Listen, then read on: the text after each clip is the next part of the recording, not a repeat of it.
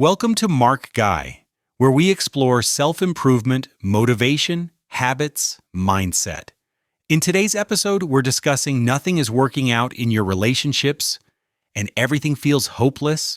You know what no one tells you about relationship failure? It's not the breakup that destroys you. It's the 3 months after, when you're sitting in your car at 2 a.m., scrolling through her Instagram stories, watching her laugh at someone else's jokes, and realizing that the version of you she fell in love with never actually existed. You were performing a character, and when the show ended, she found a better actor. Picture this. It's Thursday night, 11:47 p.m. Your apartment is dark except for the blue glow of your phone screen. The dishes from Tuesday are still in the sink. You've checked her profile 17 times today. Yes, you counted. Each time telling yourself it's the last. Each time lying. She posted a photo at some rooftop bar downtown wearing that black dress you bought her for her birthday. The caption reads, "Living my best life," with 3 heart emojis. 3. You used to get one on a good day? In the background, there's a man's shoulder. Just a shoulder. But you've analyzed that shoulder for 45 minutes like it's evidence in a murder trial. His watch looks expensive. His shirt is pressed. He probably doesn't eat cereal for dinner or fall asleep on the couch watching Netflix documentaries about serial killers. He probably texts back within minutes, not hours. He probably knows what he wants. And here's where the psychology gets brutal. What you're experiencing isn't just heartbreak, it's cognitive dissonance at its most savage. Your brain is literally at war with itself. Part of you knows the relationship was dying for months, maybe years. You felt it in those silent dinners where you both scrolled through your phones instead of talking. You felt it when sex became a scheduled obligation rather than spontaneous desire. You felt it when "I love you" started sounding like a question instead of a statement. But another part of your brain, the part hijacked by what psychologists call intermittent reinforcement, keeps you hooked on the memory of what it used to be. Those first 6 months when she looked at you like you were magic. When your phone buzzing meant excitement, not anxiety. When Sunday mornings meant tangled sheets and coffee in bed, not parallel lives in the same house. This is phase 1 of relationship collapse, the haunting. You're not mourning the person who left. You're mourning the fantasy you constructed around them. Think about it. How much of your relationship existed in your head versus reality? How many fights did you have in your imagination that never happened? How many conversations did you rehearse that never got spoken? How many times did you project your mother's criticism onto her silence, your father's absence onto her busy schedule? You fell in love with potential, not presence. You dated a hologram of your own making, and now you're shocked that light doesn't have substance. But here's where it gets darker. Phase 2, the comparison trap. Every relationship you see now becomes a mirror of your failure. Your buddy posts about his 5-year anniversary, and instead of feeling happy for him, you feel that sick twist in your stomach. Your cousin gets engaged, and you have to excuse yourself from the family dinner to sit in your car and breathe through what feels like a panic attack. You open dating apps and swipe through faces that all blur together, each profile reading like a resume for a job you're not qualified for anymore. Looking for something real? No games. Must have emotional intelligence. Every requirement feels like a personal attack on your deficiencies.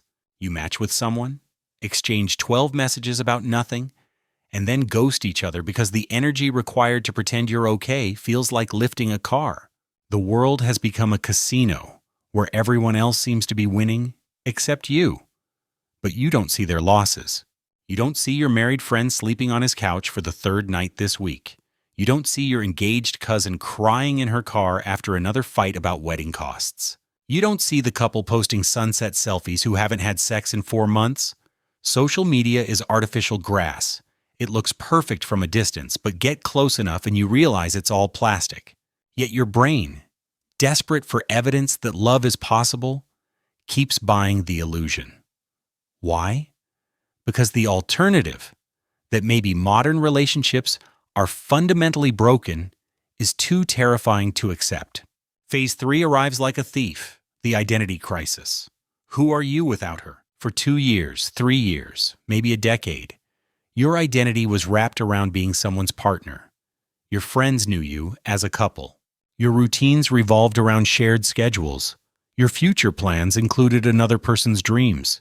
Now you're standing in the grocery store, staring at the pasta aisle, unable to remember what kind you actually like because you always bought what she preferred. You go to that restaurant you used to love and realize the food tastes different when you're not sharing it. You wake up at 3 a.m. and reach for someone who isn't there, and the empty space feels like a phantom limb. You can still feel the weight of where they used to be. This isn't about romance. It's about wiring. Your brain spent years creating neural pathways around another person. Every decision filtered through the lens of us. Every experience cataloged as something to tell her later. Every small victory or defeat immediately shared, validated, witnessed. Now those pathways lead nowhere. Your brain is a GPS system, still giving directions to a house that burned down. And the silence, God. The silence, it's not peaceful. It's the sound of your thoughts eating themselves. Here's what many men in this position don't understand. You're not just grieving a person. You're grieving the version of yourself that existed in that relationship. The man who had inside jokes. The man who had someone to call when his father went to the hospital. The man who knew what he was doing this weekend, next month, next Christmas. That man is dead. And the person sitting in his place, scrolling through Tinder at lunch, drinking whiskey on Tuesday nights, watching motivational videos at 1 a.m., doesn't know who he is yet. But wait, let me paint you the real scene. The one that happens around month 4 or 5. You're at some bar with friends you've barely seen since the breakup. Everyone's trying to cheer you up, buying you drinks, introducing you to someone's single friend. She's pretty enough, laughs at your jokes, seems interested. You exchange numbers, text for a week, meet for coffee. And that's when reality hits like cold water. You have no idea how to be yourself anymore. You've forgotten how to flirt without the safety net of an established relationship. Every conversation feels like a job interview. Every text requires 20 minutes of analysis. You're performing confidence while feeling like a fraud. She mentions her ex, and you spend the rest of the date comparing yourself to a ghost. She doesn't text back for 3 hours, and you're convinced you've already failed. Do you see the pattern? You're not trying to build something new. You're trying to recreate what you lost with a different person while pretending to be who you used to be.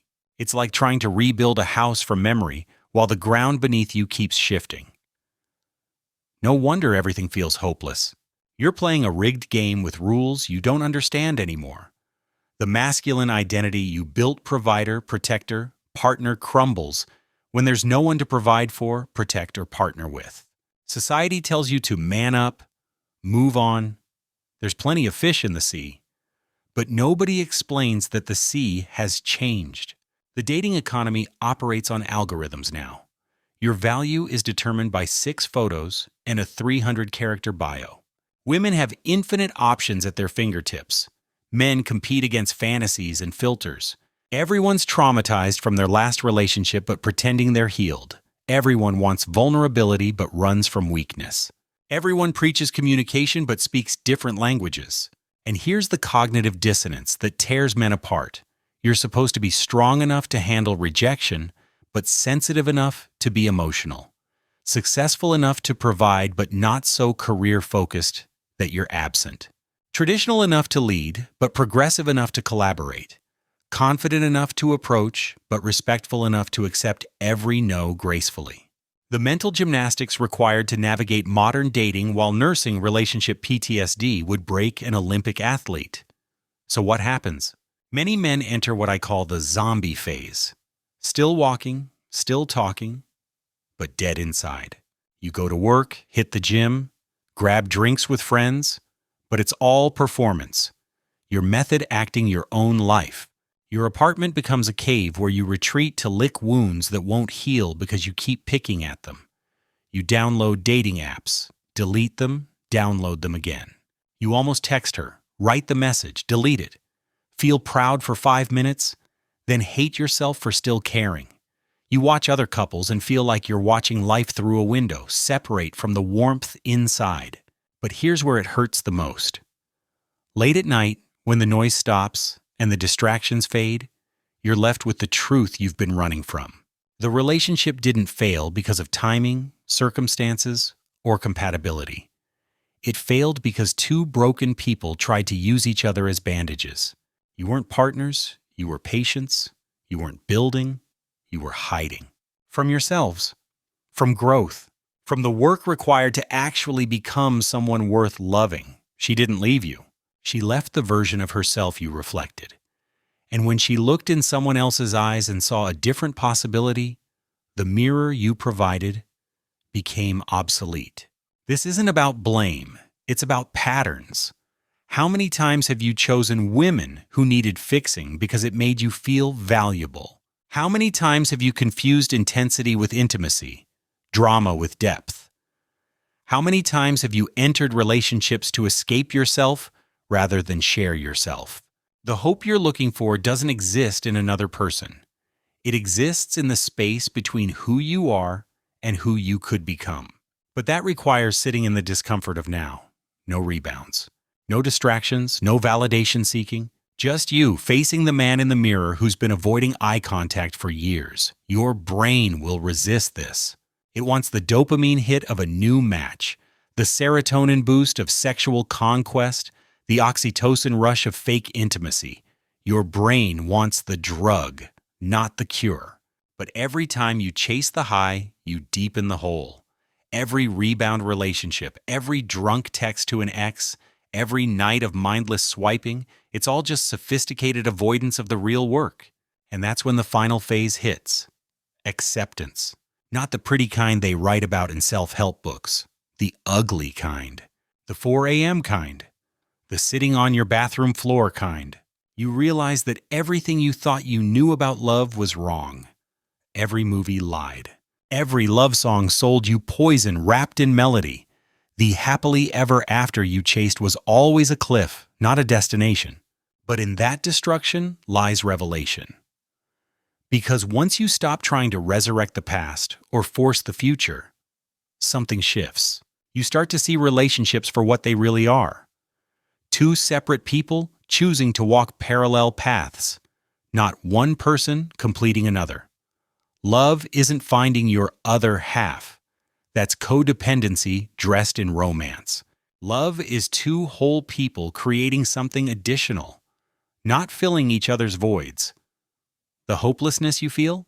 It's not about relationships. It's about the death of an illusion. You're mourning fairy tales, not reality. You're grieving the loss of a comfort zone that was slowly suffocating you. The relationship didn't work out because it was never supposed to be permanent. It was supposed to teach you something about yourself that you couldn't learn any other way. And now, in the wreckage, the lesson is clear if you're brave enough to see it. You want to know why nothing is working out in your relationships? Because you keep trying to solve an internal problem with an external solution. You keep looking for someone to save you from yourself. You keep casting other people as characters in your healing story instead of doing the work alone. You keep confusing company with connection, possession with love, fear of solitude with genuine desire for partnership. The men who transform this pain into power do something radical. They stop dating entirely. Not forever, but long enough to meet themselves without the mask. They sit in the discomfort of Friday nights alone. They learn to cook meals for one without feeling pathetic. They travel solo. They pursue interests that have nothing to do with impressing women. They go to therapy and say the things they've never said out loud. They call their mothers. They forgive their fathers. They stop performing masculinity and start embodying it. Because here's what no one tells you about rock bottom. It's solid. You can build on it. When you've lost everything you thought mattered, you finally discover what actually does. When the external validation disappears, you're forced to generate internal worth. When the distraction of relationship drama ends, you're left with the silence necessary for real growth. The hopelessness isn't a curse, it's a doorway. But you have to walk through it alone. No woman can save you from this journey. No relationship can bypass this work. No amount of sex, attention, or affection can fill the hole where your self-respect should be. The only way out is through, and through means months, maybe years, of rebuilding yourself from the foundation up. This isn't motivational bullshit. This is mathematical reality. You cannot give what you don't have. You cannot receive what you don't believe you deserve. You cannot build healthy relationships from an unhealthy place. The equation doesn't work. It never has. It never will. So stop trying to make it work. Stop forcing connections that don't flow. Stop chasing women who trigger your wounds rather than inspire your growth. Stop using relationships as rehabilitation centers for your unresolved trauma. Stop expecting another person to heal what they didn't break. Instead, do the thing that terrifies you most. Be alone. Completely alone. Not alone, but texting someone. Not alone, but swiping through apps. Not alone, but planning your comeback. Actually alone. With your thoughts, with your fears, with your shame, with your anger, with all the parts of yourself you've been running from since your first heartbreak. Because in that aloneness, something emerges. Not hope that comes later. First comes clarity. The ability to see your patterns without justification. Your wounds without stories. Your needs without shame. Your desires without performance. You start to understand why you chose her, why she chose you, why it ended exactly when and how it did. The chaos reorganizes into comprehension. And slowly, very slowly, you begin to rebuild. Not the old you, he's gone forever. But someone new, someone who doesn't need a relationship to feel valuable, someone who doesn't use women as emotional regulation devices, someone who can sit with discomfort without reaching for distraction, someone who knows the difference between loneliness and solitude, between attachment and love, between desire and desperation. This man doesn't hope for relationships to work out. He creates relationships that can't fail because they're built on truth instead of need. He doesn't feel hopeless when things end because he knows endings are just transitions. He doesn't lose himself in another person because he's too busy becoming himself, but you're not there yet. You're still in the thick of it, reading this at whatever ungodly hour, looking for answers, for hope, for someone to tell you it gets better. So let me tell you the truth. It doesn't get better. You get better. The pain doesn't decrease. Your capacity to hold it increases. The world doesn't become less complicated. You become more capable of navigating complexity. The relationships aren't broken. Your relationship with yourself is. Fix that, and everything else follows. Ignore it. And the pattern repeats with different faces, but the same ending.